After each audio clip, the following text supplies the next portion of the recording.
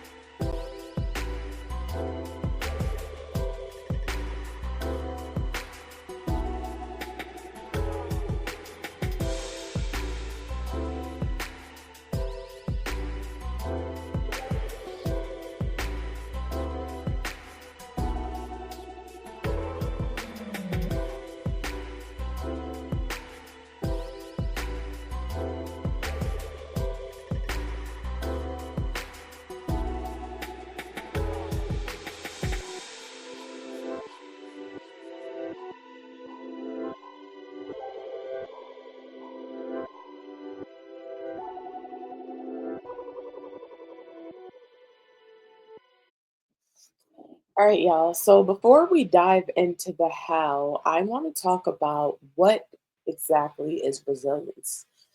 Resilience is actually your ability to adapt to recover and to grow stronger after facing challenges. It's not about avoiding hardships, it's about navigating them through grace and strength. Think of it like a muscle. The more you work on it, the stronger it gets. And guess what? You already have this muscle. We're just going to help you flex it. So, the one thing about resilience is it's not about being tough all of the time. It's not about pretending everything is fine when it's not.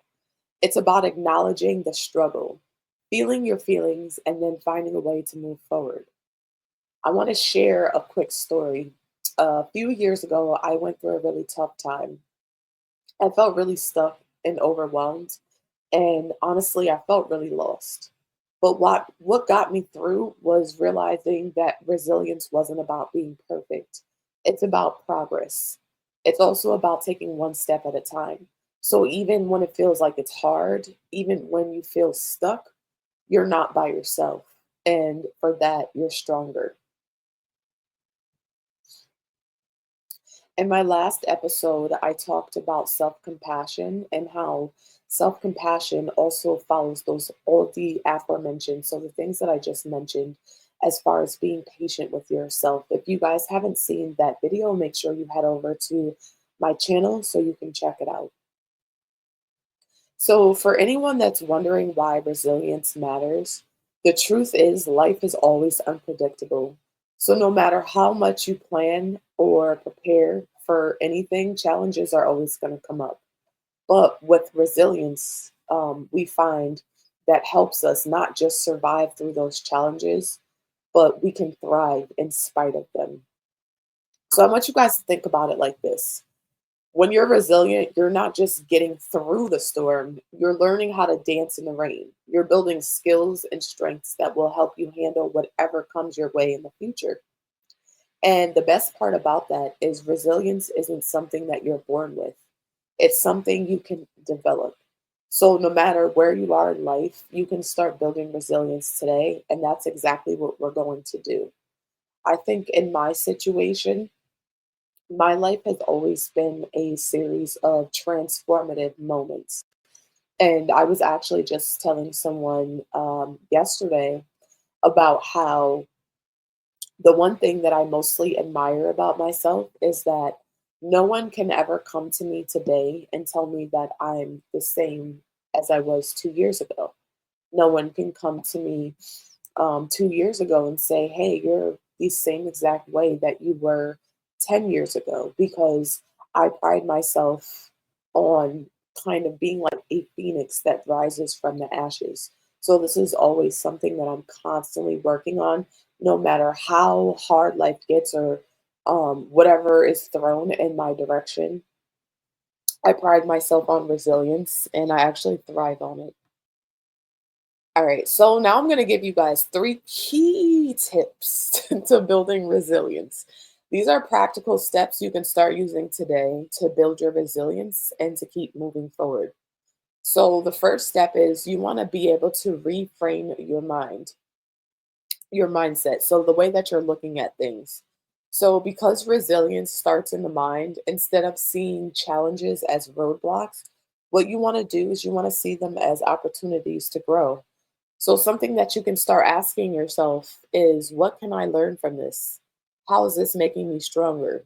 And my favorite is, what is this trying to teach me?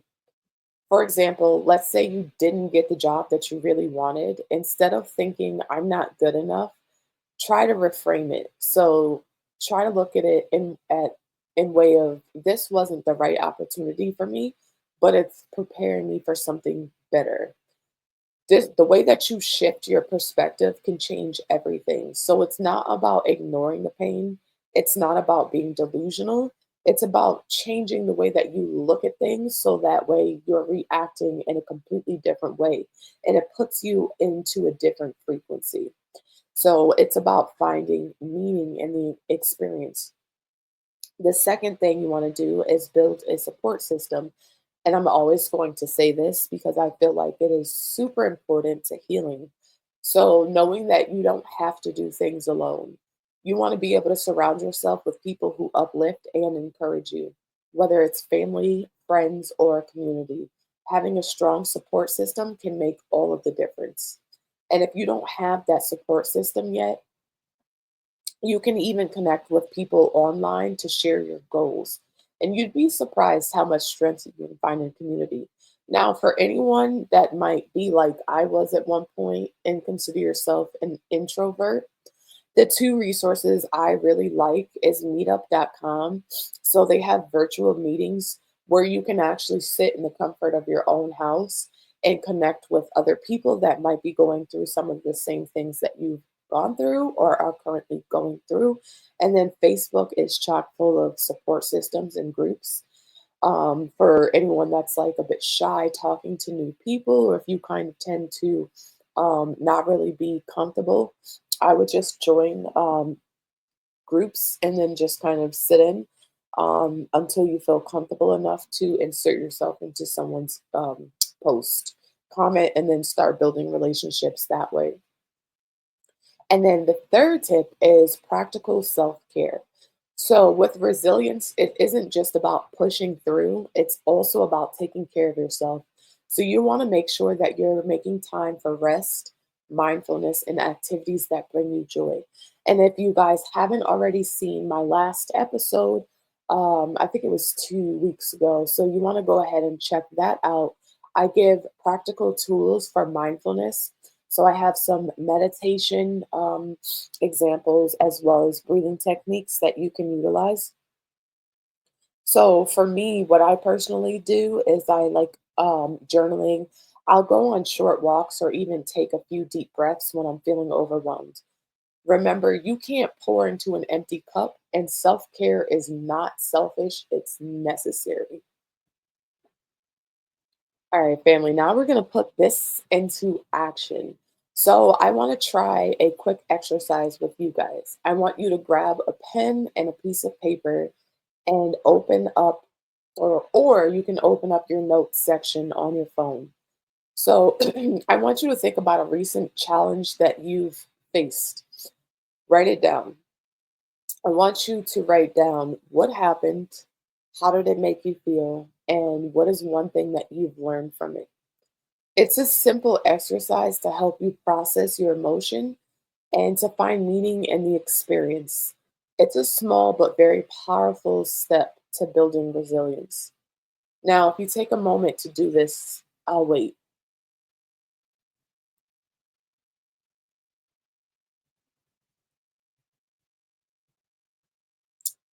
All right, if you guys did it, how did it make you feel? If you're comfortable, share one thing you wrote down in the comments and inspire other people. Come on, guys. All right, so now I want to get into forward motion. Building resistance or resilience is not just about survival. And yes, you will experience some resistance when it comes to building resilience. It's about thriving, it's about taking those lessons and using them to build a brighter future. So, as you move forward, I want you guys to remember this: you're stronger than you think. You've already overcome so much.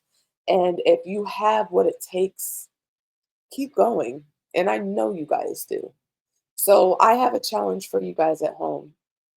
This week, I want you guys to practice one of the most resilient strategies that we talked about today. So choose which one you feel like is most, it'll fit the best in your life.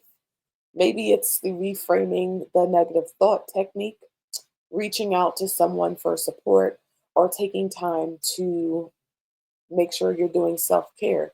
Small steps lead to big changes, guys. All right, family. And that is the end of our mini series. If you found this video helpful, please make sure you guys give me a thumbs up and share it with someone who needs to hear this today. Please also don't forget to subscribe and hit the notification bell for more life changing content. And I want you guys to remember, I'm not a mental health professional. I am your life coach and your big cousin. So I'm here to support and guide you. If you guys are struggling, please reach out to a licensed therapist or a counselor. Now, I want to hear from you guys.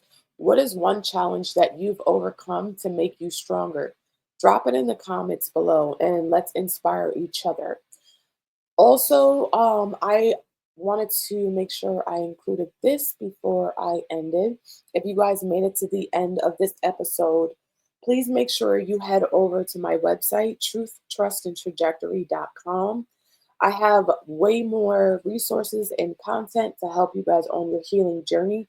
You can also book my coaching services. There are options for just regular coaching, and then I have spiritual coaching as well as trauma informed coaching. Also, make sure to check the description box for my workbook. It is pretty much all the way centered around how to heal trauma and reframe your mind. That is available on Amazon, and you can find it in the link below. And until next time, guys, okay, bye.